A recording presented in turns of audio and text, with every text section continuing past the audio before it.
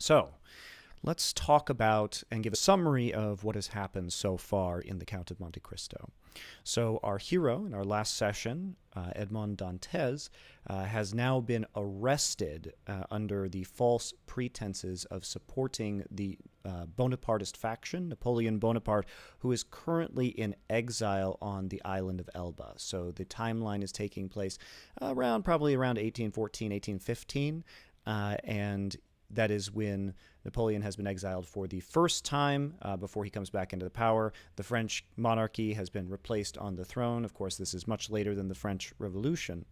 And he has been falsely accused by a man named Fernand Mondego, who is jealous of his fiancée, or wants to be married to his fiancée, a man named Danglars, who wants to be the captain of the ship, where he has really recently been elevated into command.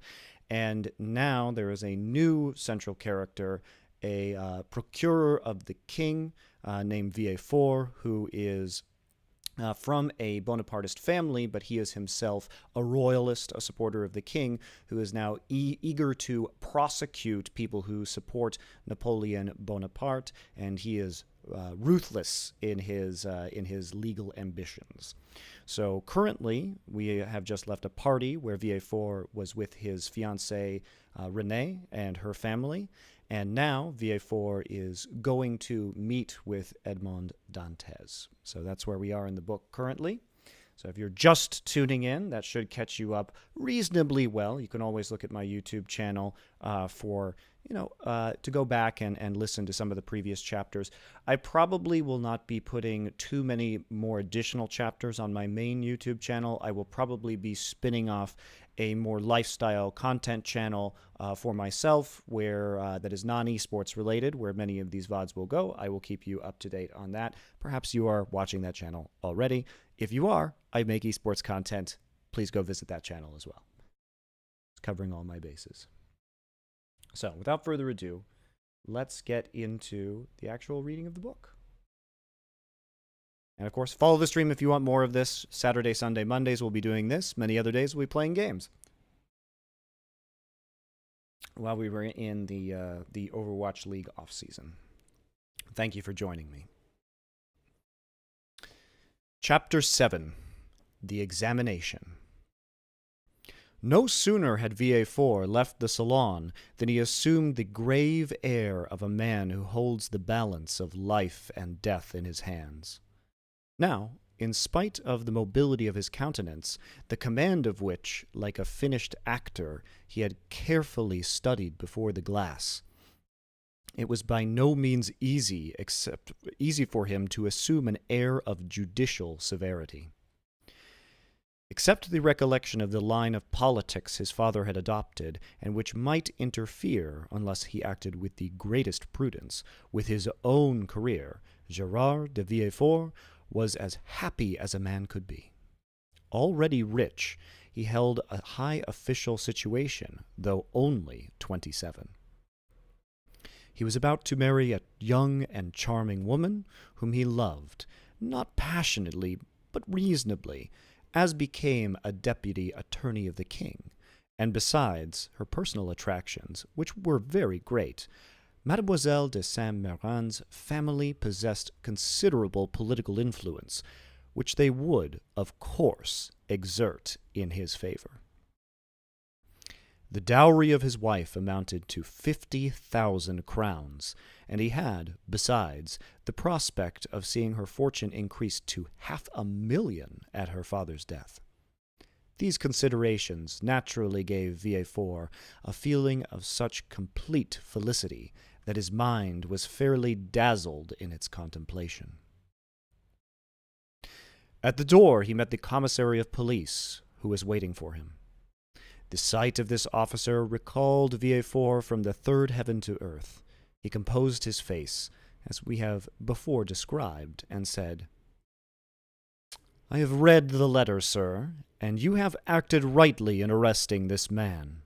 Now inform me what you have discovered concerning him and the conspiracy." "We know nothing as of the conspiracy yet, monsieur.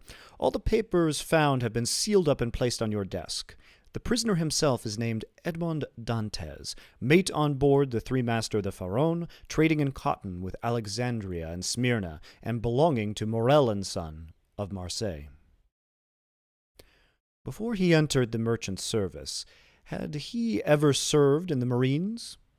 Oh, no, monsieur, he is very young. How old? 19 or 20 at the most. At this moment, and as Villefort had arrived at the corner of the Rue des Conseils, a man who seemed to have been waiting for him approached. It was Monsieur Morel. "Ah, Monsieur de Villefort," cried he, "I am delighted to see you. Some of your people have committed the strangest mistake. They have just arrested Edmond Dantès, mate of my vessel." "I know it, monsieur," replied Villefort, "and I am now going to examine him." "Oh," said Morel, carried away by his friendship. "You do not know him, and I do. He is the most estimable, the most trustworthy creature in the world, and I will venture to say there is not a better seaman in all the merchant service. Oh, Monsieur de Villefort, I beseech your indulgence for him." Villefort, as we have seen, belonged to the aristocratic party at Marseille, Morel to the plebeian. The first was a royalist, the other suspected of Bonapartism. Villefort looked disdainfully at Morel and replied, "You are aware, monsieur, that a man may be estimable and trustworthy in private life, and the best seaman in the merchant service, and yet be, politically speaking, a great criminal. Is it not true?" The magistrate laid emphasis on these words, as if he wished to apply them to the owner himself, while his eyes seemed to plunge into the heart of one who, interceding for another, had himself need of indulgence. Morel reddened, for his own conscience was not quite clear on politics. Besides, what Dantès had told him of his interview with the Grand Marshal, and what the Emperor had said to him, embarrassed him. He replied, however, "I entreat you, Monsieur de Villefort, be, as you always are, kind and equitable, and give him back to us soon." This give us sounded revolutionary in the deputy's ears. "Ah," murmured he, "is Dantès then a member of some Carbonari society that his protector thus employs the collective form? He was, if I recollect, arrested in a tavern in company with a great many others." Then he added, "Monsieur, you may rest assured I shall perform my duty impartially, and that if he be innocent you shall not have appealed to me in vain. Should he, however, be guilty, in this present epoch impunity would furnish a dangerous example, and I must do my duty." As he had now arrived at the door of his own house, which adjoined the Palais de Justice, he entered, after having coldly saluted the shipowner, who stood as if petrified on the spot where Villefort had left him. The antechamber was full of police agents and gendarmes, in the midst of whom, carefully watched, but calm and smiling, stood the prisoner. Villefort traversed the antechamber, cast a side glance at Dantès, and taking a packet which a gendarme offered him, disappeared, saying, "Bring in the prisoner." Rapid as been Villefort's glance, it had served to give him an idea of the man he was about to interrogate. He had recognized intelligence in the high forehead, courage in the dark eye and bent brow, and frankness in the thick lips that showed a set of pearly teeth. Villefort's first impression was favorable, but he had been so often warned to mistrust first impulses that he applied the maxim to the impression, forgetting the difference between the two words. He stifled, therefore, the feelings of compassion that were rising, composed his features, and sat down, grim and somber, at his desk. An instant after, Dantès entered. He was pale, but calm and collected, and saluting his judge with easy politeness, looking round for a seat as if he had been in Monsieur Morel's salon. It was then that he encountered for the first time Villefort's look, that peculiar to the magistrate who, while seeming to read the thoughts of others, betrayed nothing of his own. "Who and what are you?" demanded Villefort, turning over a pile of papers containing information relative to the prisoner that a police agent had given to him on his entry, and that already in an hour's time had swelled to voluminous proportions, thanks to the corrupt espionage of which the accused is always made the victim. "My name is Edmond Dantès," replied the young man calmly. "I am mate of the Pharaon belonging to Messieurs Morel and Son." "Your age," continued Villefort. 19, returned Dantès. "What were you doing at the moment you were arrested?" "I was at the festival of my marriage, monsieur," said the young man, his voice slightly tremulous, so great was the contrast between that happy moment and the painful ceremony he was now undergoing. So great was the contrast between the sombre aspect of Monsieur de Villefort and the radiant face of Mercédès. "You were at the festival of your marriage," said the deputy, shuddering in spite of himself. "Yes, monsieur. I am on the point of marrying a young girl I have been attached to for 3 years. Villefort, impassive as he was struck with this coincidence, and the tremulous voice of Dantès, surprised in the midst of his happiness, struck a sympathetic chord in his own bosom. He was also on the point of being married, and he was summoned from his own happiness to destroy that of another. "This philosophic reflection," thought he, "will make a great sensation at Monsieur de Saint-Méran's." And he arranged mentally, while Dantès awaited further questions, the antithesis by which orators often create a reputation for eloquence. When this speech was arranged, Villefort turned to Dantès. "Go on, sir," said he.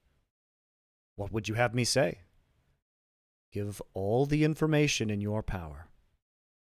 "Tell me on which point you desire information, and I will tell all I know, only," added he, with a smile, "I warn you, I know very little." "Have you served under the usurper?"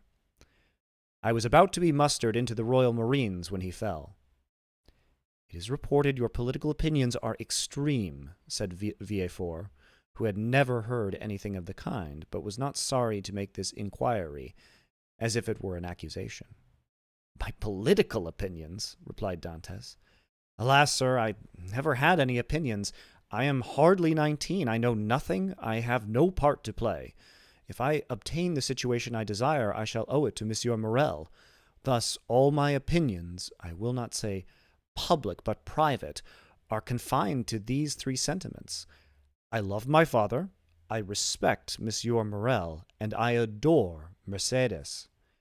This, sir, is all I can tell you, and you see how uninteresting it is." As Dantès spoke, Villefort gazed at his ingenuous and open countenance, and recollected the words of Renée, who, without knowing who the culprit was, had besought his indulgence for him. With the deputy's knowledge of crime and criminals, every word the young man uttered convinced him more and more of his innocence. This lad, for he was scarcely a man, simple, natural, eloquent, with that eloquence of the heart, and never found when sought for, full of affection for everybody, because he was happy, and because happiness renders even the wicked good, extended his affection even to his judge, spite of Villefort's severe look and stern accent. Dantès seemed full of kindness. "Pardieu," said Villefort, "he is a noble fellow. I hope I shall gain Renée's favor easily by obeying the first command she ever imposed on me. I shall have at least a pressure on the hand in public and a sweet kiss in private." Full of this idea, Villefort's face became so joyous that when he turned to Dantès, the latter, who had watched the change on his physiognomy, was smiling also. "Sir," said Villefort, "have you any enemies, at least, that you know?" "I have enemies?" replied Dantès. "My position is not sufficiently elevated for that. As for my disposition, that is, perhaps, somewhat too hasty, but I have striven to repress it. I have had 10 or 12 sailors under me, and if you question them, they will tell you that they love and respect me, not as a father, for I am too young, but as an elder brother. But you may have excited jealousy. You are about to become captain at 19, an elevated post. You are about to marry a pretty girl who loves you, and these two pieces of good fortune may have excited the envy of someone." "You are right. You know men better than I do, and what you say may possibly be the cause, I confess. But if such persons are among my acquaintances, I prefer not to know it, because then I should be forced to hate them." "You are wrong.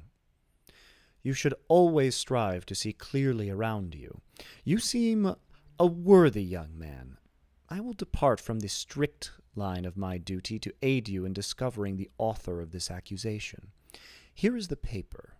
Do you know the writing?" As he spoke, Villefort drew the letter from his pocket and presented it to Dantès. Dantès read it.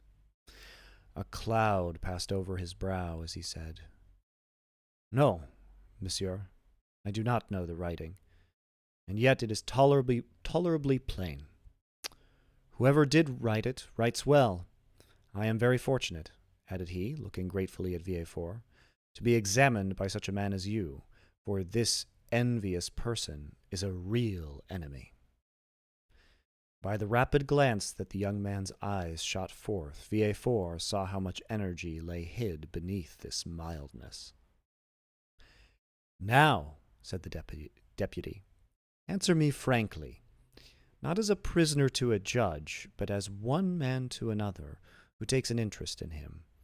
What truth is there in the accusation contained in this anonymous letter?" And Villefort threw disdainfully on his desk the letter Dantès had just given back to him. "Not at all. I will tell you the real facts. I swear by my honor as a sailor, by my love for Mercédès, by the life of my father—" "Speak, monsieur," said Villefort. Then, internally, "If Renée could see me, I hope she would be satisfied and would no longer call me a decapitator." "Well, when we quitted Naples, Captain Leclerc was attacked with a brain fever. As we had no doctor on board, and he was so anxious to arrive at Elba that he would not touch at any other port, his disorder rose to such a height that at the end of the 3rd day, feeling he was dying, he called me to him. 'My dear Dantès,' said he, 'swear to perform what I am going to tell you, for it is a matter of the deepest importance.' 'I swear, Captain,' replied I. 'Well, as after my death the command devolves on you as mate, assume the command and bear up for the island of Elba. Disembark at Porto Ferrajo, ask for the Grand Marshal, give him this letter. Perhaps they will give you another letter and charge you with a commission. You will accomplish what I was to have done, and derive all the honor and profit from it.' 'I will do it, Captain, but perhaps I shall not be admitted to the Grand Marshal's presence as easily as you expect.' 'Here is a ring that will obtain audience of him and remove every difficulty,' said the captain. At these words he gave me a ring. It was time. 2 hours after he was delirious. The next day he died." "And what did you do then?" "What I ought to have done, and what everyone would have done in my place. Everywhere the last requests of a dying man are sacred. But with a sailor, the last requests of his superior are commands. I sailed for the island of Elba, where I arrived the next day. I ordered everybody to remain on board, and went on shore alone. As I had expected, I found some difficulty in obtaining access to the Grand Marshal, but I sent him the ring I had received from the captain to him, and was instantly admitted. He questioned me concerning Captain Leclerc's death, and, as the latter had told me, gave me a letter to carry on to a person in Paris. I undertook it because it was what my captain had bade me do. I landed here, regulated the affairs of the vessel, and hastened to visit my affianced bride, whom I found more lovely than ever. Thanks to Monsieur Morel, all the forms were got over. In a word, I was, as I told you, at my marriage feast, and I should have been married in an hour, and tomorrow I intended to start for Paris, had I not been arrested on this charge, which you as well as I now see to be unjust. Ah, said Villefort, this seems to me the truth. If you have been culpable, it was imprudence, and this imprudence was in obedience to the orders of your captain. Give up this letter you have brought from Elba, and pass your word you will appear should you be required, and go and rejoin your friends. I am free then, sir? Cried Dantès joyfully. Yes, but first, give me this letter. You have it already, for it was taken from me with some others which I see in this packet. Stop a moment, said the deputy, as Dantès took his hat and gloves. To whom is it addressed? To Monsieur Noirtier, Rue Coq-Héron, Paris. Had a thunderbolt fallen into the room, Villefort could not have been more stupefied. He sank into his seat, and hastily turning over the packet, drew forth the fatal letter, at which he glanced with an expression of terror.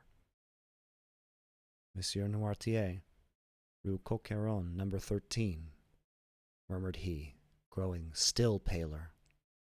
Yes, said Dantès. Do you know him? No, replied Villefort. A faithful servant of the king does not know conspirators. Is it a conspiracy, then? Asked Dantès, who, after believing himself free, now began to feel a tenfold alarm. I have, however, already told you, sir, I was entirely ignorant of the contents of the letter. Yes, but you knew the name of the person to whom it was addressed, said Villefort. I was forced to read the address to know to whom to give it. Have you shown this letter to anyone? Asked Villefort, becoming still more pale. To no one, on my honor. Everybody is ignorant that you are a bearer of a letter from the island of Elba and addressed to Monsieur Noirtier. Everybody except the person who gave it to me. And that was too much, far too much, murmured Villefort. Villefort's brow darkened more and more. His white lips and clenched teeth filled Dantès with apprehension. After reading the letter, Villefort covered his face with his hands. Oh, said Dantès timidly. What is the matter? Villefort made no answer, but raised his head at the expiration of a few seconds and again perused the letter. And you say that you are ignorant of the contents of this letter. I give you my word of honor, sir, said Dantès. But what is the matter? You are ill. Shall I ring for assistance? Shall I call? No, said Villefort, rising hastily. Stay where you are. It is for me to give orders here, and not you. Monsieur, replied Dantès proudly, it was only to summon assistance for you. I want none. It was a temporary indisposition. Attend to yourself. Answer me. Dantès waited, expecting a question, but in vain. Villefort fell back on his chair, passed his hand over his brow, moist with perspiration, and, for the third time, read the letter. Oh, if he knows the contents of this, murmured he, and that Noirtier is the father of Villefort, I am lost. And he fixed his eyes upon Edmond, as if he would have penetrated his thoughts. Oh, it is impossible to doubt it, cried he suddenly. In heaven's name, cried the unhappy young man, if you doubt me, question me, I will answer you. Villefort made a violent effort, and in a tone he strove to render firm.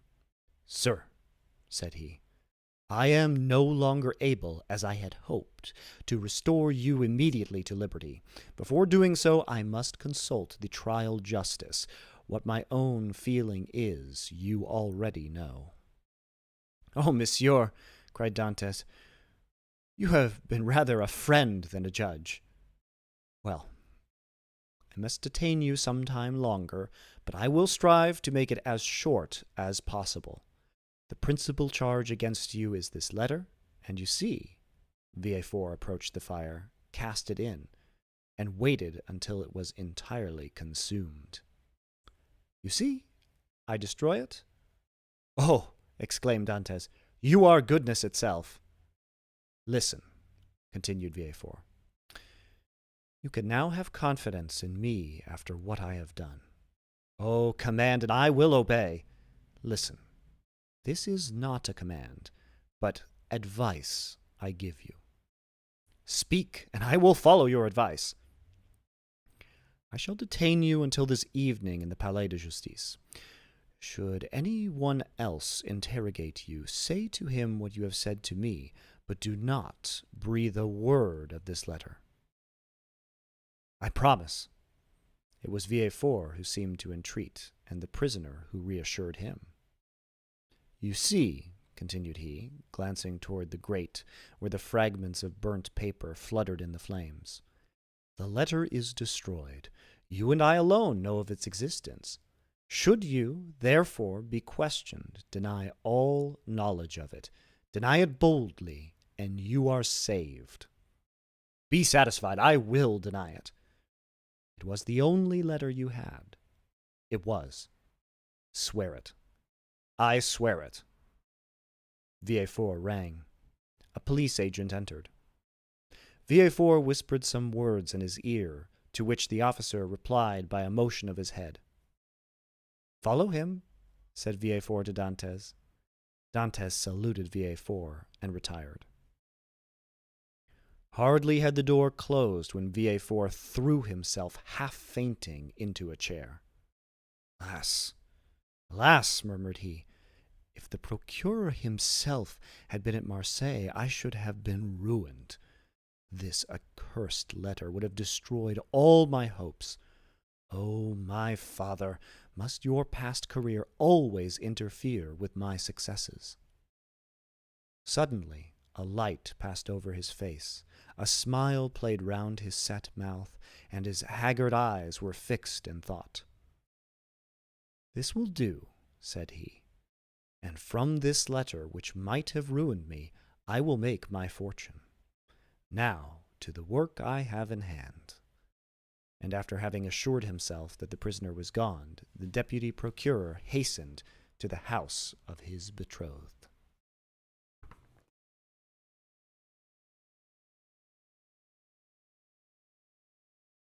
Thank you very much for the subscription, Bastiat. I appreciate it.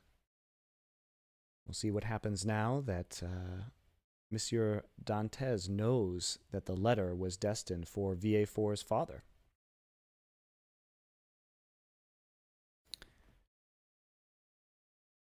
How are you all? And yes, as Susie notes, this story is so damn long. It will probably take me many months to finish this book. It's about 1,200 pages long, and we're currently only about to begin the 8th chapter. So we have many more sessions left. Right now it is telling me we are 5% completed with the book, and we are currently in our 3rd session. So, you can do the math on that. We're looking at many more sessions. We are 1/20th of the way done right now. May take 50, 60 more sessions to read.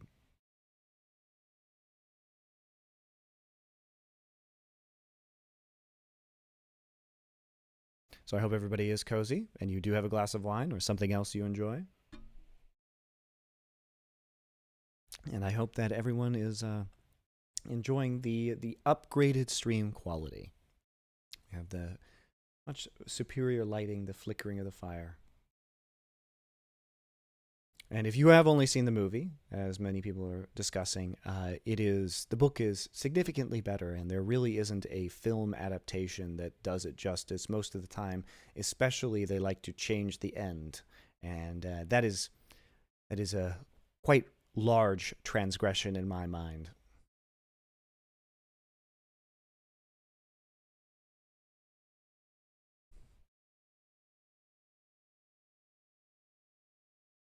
"15 FPS. That won't do. We should be at about 60 at the moment.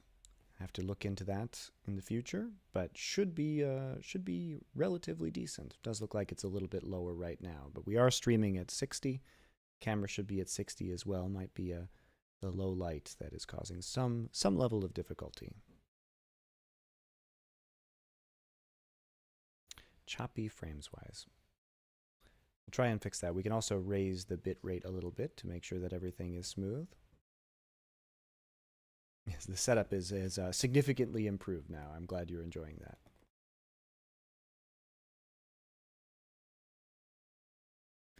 "15 FPS. Too much clothing." I'm glad you're enjoying it. Again, if you're just tuning in, it will be Saturdays, Sundays, and Mondays at the same time moving forward. So be sure to follow the channel and you can enjoy.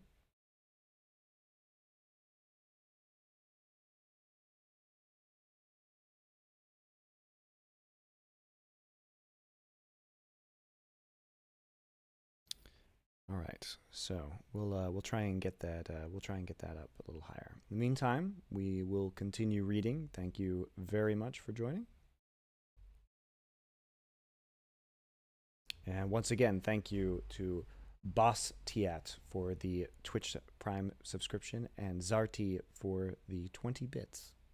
Very much appreciated. I believe that should be all of our subscriptions, bits, and donations so far.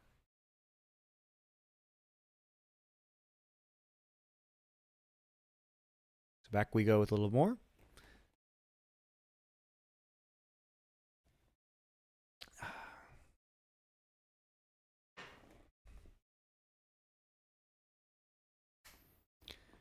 Chapter 8.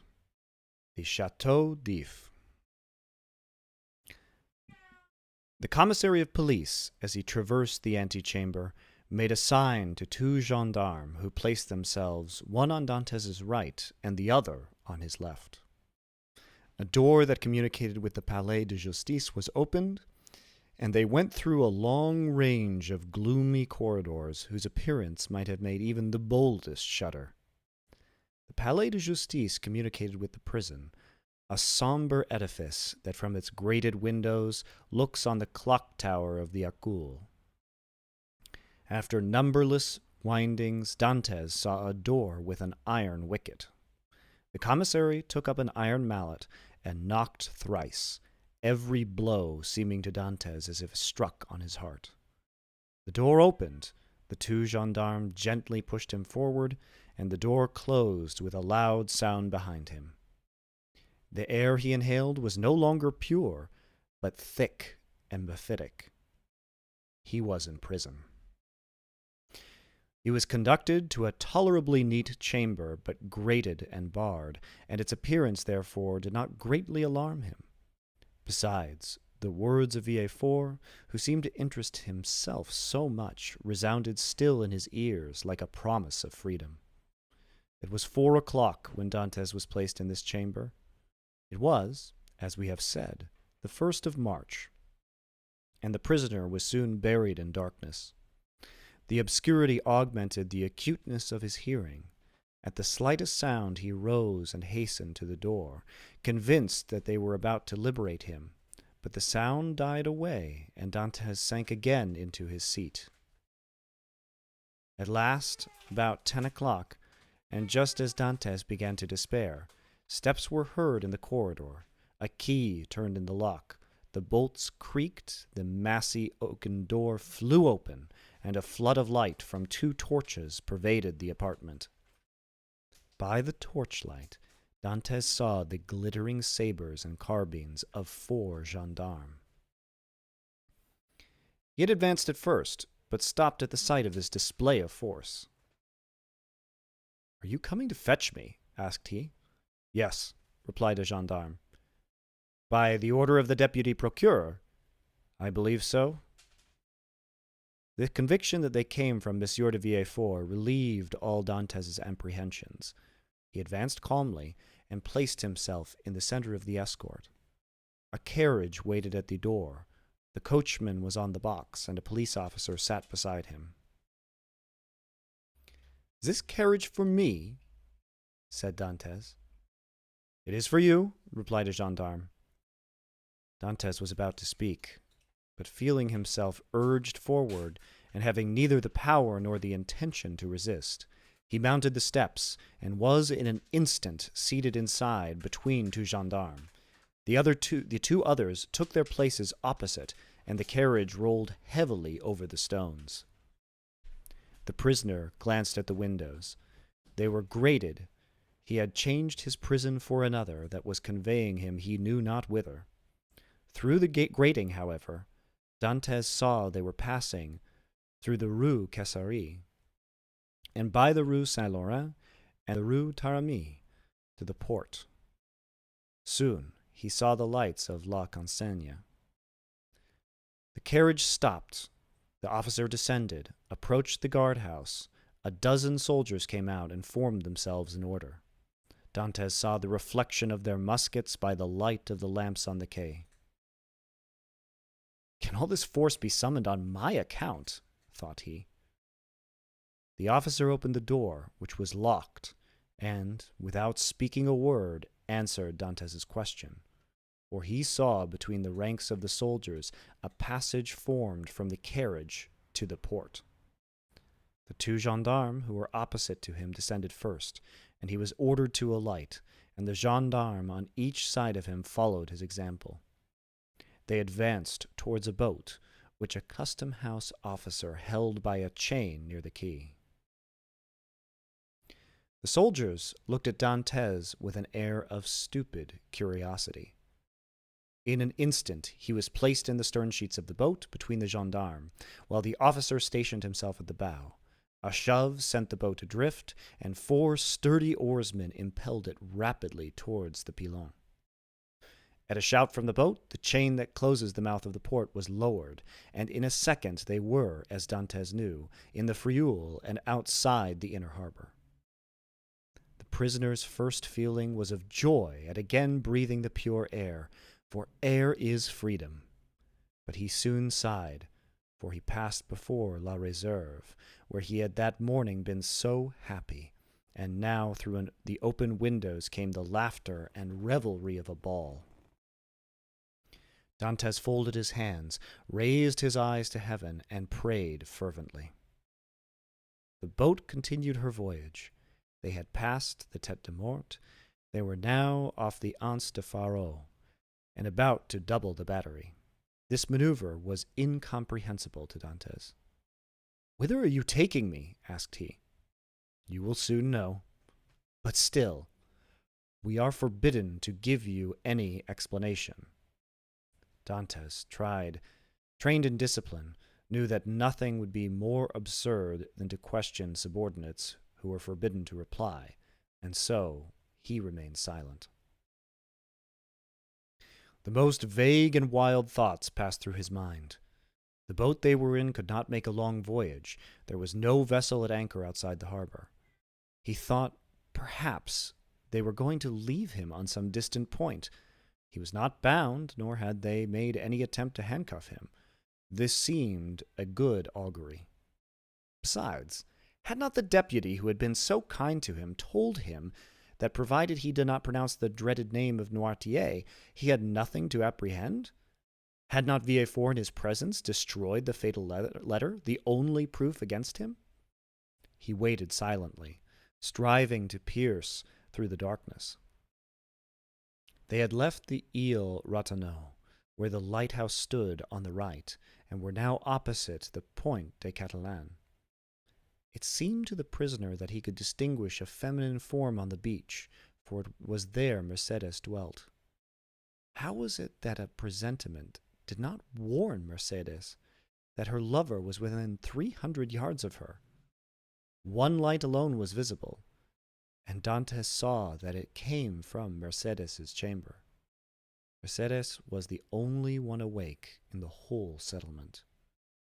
A loud cry could be heard by her, but pride restrained him, and he did not utter it. What would his guards think if they heard him shout like a madman? He remained silent, his eyes fixed upon the light.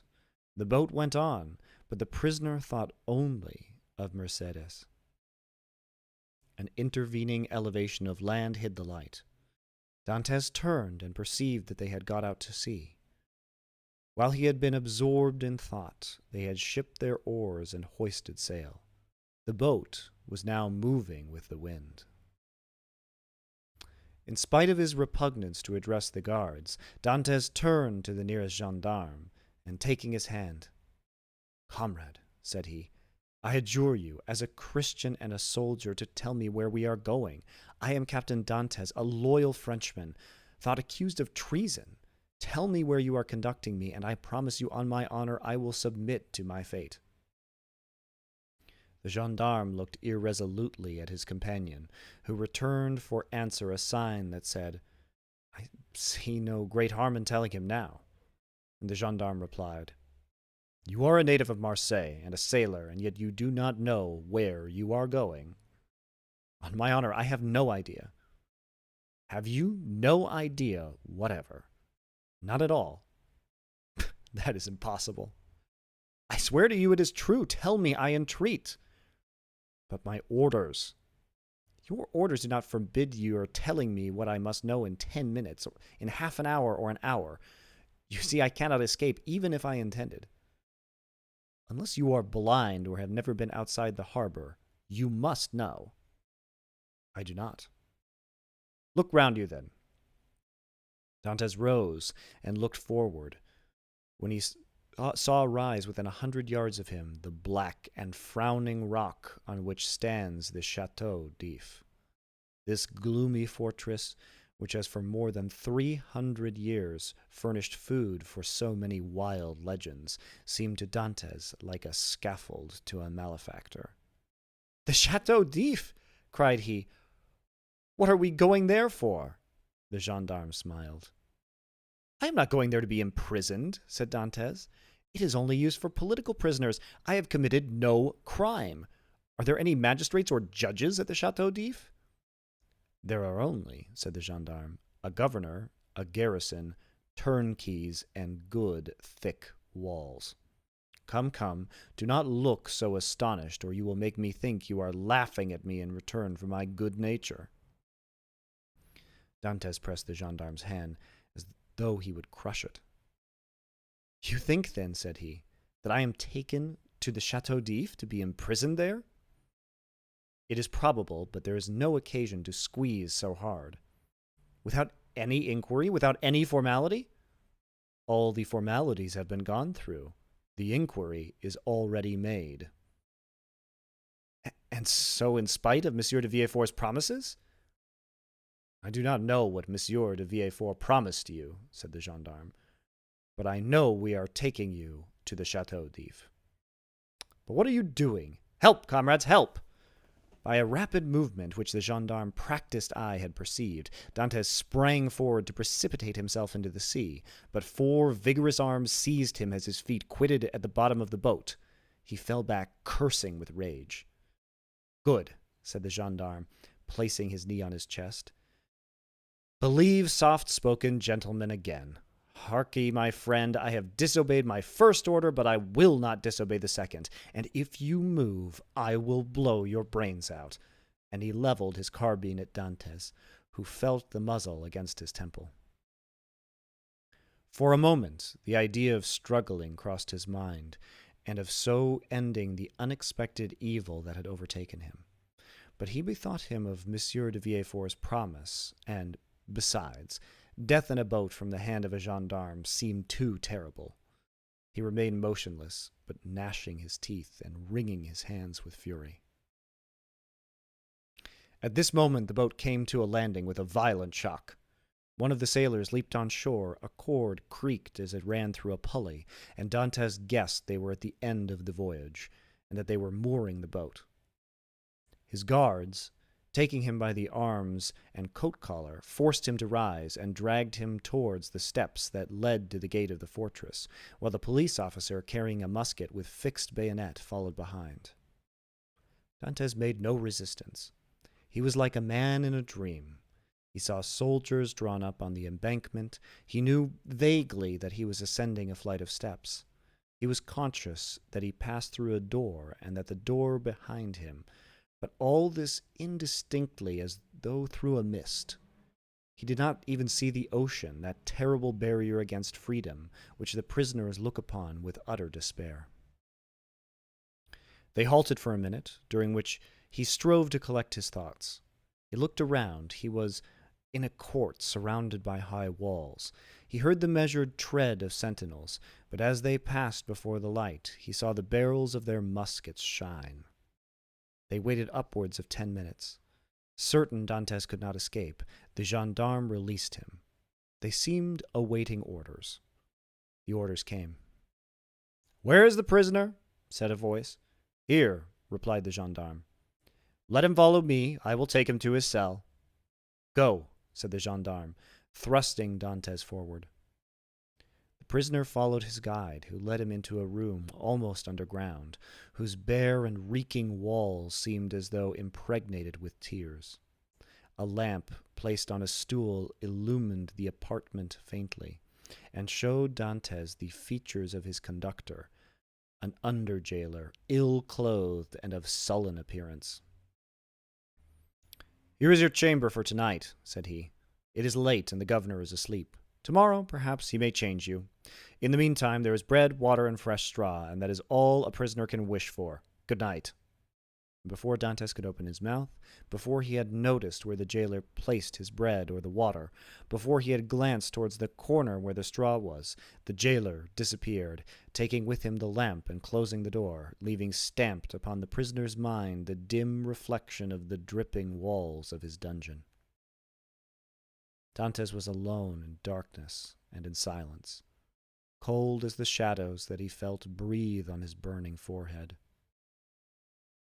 With the first dawn of day, the jailer returned, with orders to leave Dantes where he was. He found the prisoner in the same position, as if fixed there, his eyes swollen with weeping. He had passed the night standing and without sleep. The jailer advanced. Dantes appeared not to perceive him. He touched him on the shoulder. Edmond started. "Have you not slept?" said the jailer. "I do not know," replied Dantes. The jailer stared. "Are you hungry?" continued he. I do not know." "Do you wish for anything?" "I wish to see the governor." The jailer shrugged his shoulders and left the chamber. Dantes followed him with his eyes and stretched forth his hands towards the open door, but the door closed. All his emotion then burst forth. He cast himself on the ground, weeping bitterly, and asked himself what crime he had committed that was thus punished. The day passed thus. He scarcely tasted food, but walked round and round the cell like a wild beast in its cage.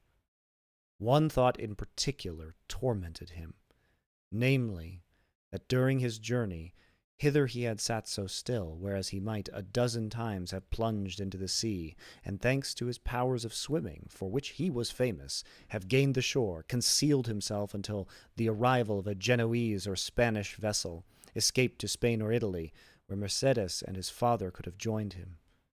He had no fears as to how he should live. Good seamen are welcome everywhere. He spoke Italian like a Tuscan and Spanish like a Castilian. He would have been free and happy with Mercedes and his father. Whereas he was now confined in the Chateau d'If, that impregnable fortress, ignorant of the future destiny of his father and Mercedes, and all this because he had trusted to Villefort's promise. The thought was maddening, and Dantes threw himself furiously down on his straw. The next morning, at the same hour, the jailer came again. "Well," said the jailer, "are you more reasonable today?" Dantes made no reply. "Come, cheer up. Is there anything that I can do for you?" I wish to see the governor. I have already told you it was impossible. Why so? Because it is against prison rules, and prisoners must not even ask for it. What is allowed, then? Better fare, if you pay for it, books, and leave to walk about? I do not want books. I am satisfied with my food, and I do not care to walk about, but I wish to see the governor. If you worry me by repeating the same thing, I will not bring you any more to eat. Well then, said Edmond, if you do not, I shall die of hunger. That is all. The jailer saw by his tone that he would be happy to die, and as every prisoner is worth 10 sous a day to his jailer, he replied in a more subdued tone. What you ask is impossible, but if you are very well behaved, you will be allowed to walk about, and some day you will meet the governor, and if he chooses to reply, that is his affair. But, asked Dantès, how long shall I have to wait? A month? 6 months? A year? It is too long a time. I wish to see him at once. Ah, said the jailer, do not always brood over what is impossible, or you will be mad in a fortnight. You think so? Yes. We have an instance here. It was by always offering 1,000,000 francs to the governor for his liberty that an abbé became mad, who is in this chamber before you. How long has he left it? 2 years. Was he liberated then? No, he was put in a dungeon. Listen, said Dantès, I am not an abbé. I am not mad. Perhaps I shall be, but at present, unfortunately, I am not. I will make you another offer. What is that? I do not offer you 1,000,000 because I have it not, but I will give you 100 crowns if, the first time you go to Marseille, you will seek out a young girl named Mercedes at the Catalan and give her 2 lines from me. If I took them and were detected, I should lose my place, which is worth 2,000 francs a year, so that I should be a great fool to run such a risk for 300. Well, said Dantès, mark this. If you refuse at least to tell Mercedes I am here, I will some day hide myself behind the door, and when you enter I will dash out your brains with this stool. Threats, cried the jailer, retreating and putting himself on the defensive. You are certainly going mad. The abbé began like you, and in 3 days you will be like him, mad enough to tie up, but fortunately there are dungeons here. Dantès whirled the stool round his head. All right, said the jailer. All right, since you will have it so, I will send word to the governor. Very well, returned Dantès, dropping the stool and sitting on it, as if he were in reality mad. The jailer went out and returned in an instant with a corporal and 4 soldiers. By the governor's orders, said he, conduct the prisoner to the tier beneath. To the dungeon, then, said the corporal. Yes, we must put the madman with the madmen. The soldiers seized Dantès, who followed passively. He descended 15 steps, and the door of a dungeon was opened, and he was thrust in. The door closed, and Dantès advanced with outstretched hands until he touched the wall. He then sat down in the corner until his eyes became accustomed to the darkness. The jailer was right. Dantès wanted but little of being utterly mad.